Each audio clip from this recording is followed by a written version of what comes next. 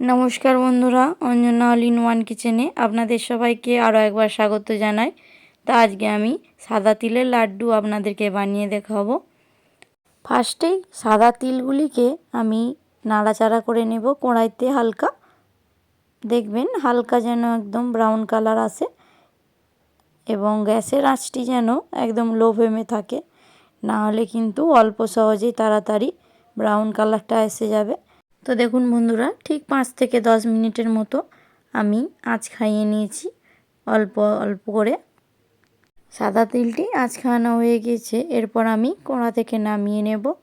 তো দেখুন বন্ধুরা, হালকা ব্রাউন কালার, খুব একদম রেড কালার না, নামিয়ে নিয়েছি। এরপর আমি আপনাদেরকে দেখাবো। এই যে গ্যাসেতে আমি একটা প্রথমে কড়া চাপিয়ে নিয়েছি, তাতে 1 কাপ পরিমাণ মতো জল নিয়েছি এবং এখানে দেখতেই পাচ্ছেন মার্কেট থেকে আখের গুড় কিনে নিয়ে এসেছিলাম। সেটিকে আমি একদম 100 থেকে 150 গ্রাম পরিমাণ মতো দেব। আখের গুড়টি ধীরে ধীরে একদম মিশে যাবে। তো দেখুন বন্ধুরা, আমার পরিমাণ মতন আমি দিয়েছি, আপনারা চাইলে একটু বেশি কিংবা কমও দিতে পারেন। আর গুড়টি আখের গুড়ের জায়গায় অন্য কোনো গুড় দিয়েও আপনারা বানাতে পারবেন, তবে কিন্তু গুড়ের যে পাকটি একদম পরিমাণ মতন করতে হবে, না হলে কিন্তু ঠিক লাড্ডু হবে না। আমি এই লাড্ডু বানানোর জন্য গুড়টির পরিমাণ নিয়েছি 150 গ্রাম, আপনারা চাইলে 200 গ্রাম নিতে পারেন তিলের পরিমাণ অনুযায়ী।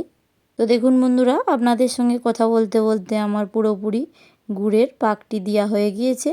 এরপরে দেখুন আমি আপনাদেরকে দেখিয়ে দিচ্ছি, একদম প্রচণ্ড পরিমাণে তাতা। আমি আপনাদেরকে তবুও অল্প হাত দিয়ে দেখিয়ে দিচ্ছি। দেখুন একদম হাতে বসে যাচ্ছে এবং তাড়াতাড়ি শক্ত হয়ে যাচ্ছে।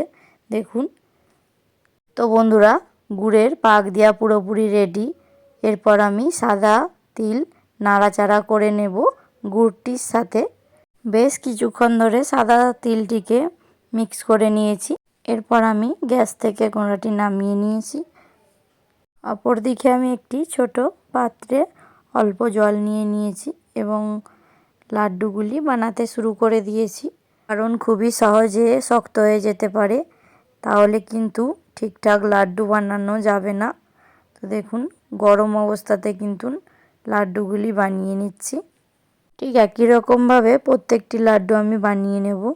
লাড্ডুর রেসিপিটির জন্যে আমি 200 গ্রাম পরিমাণ মতো তিল ব্যবহার করেছি।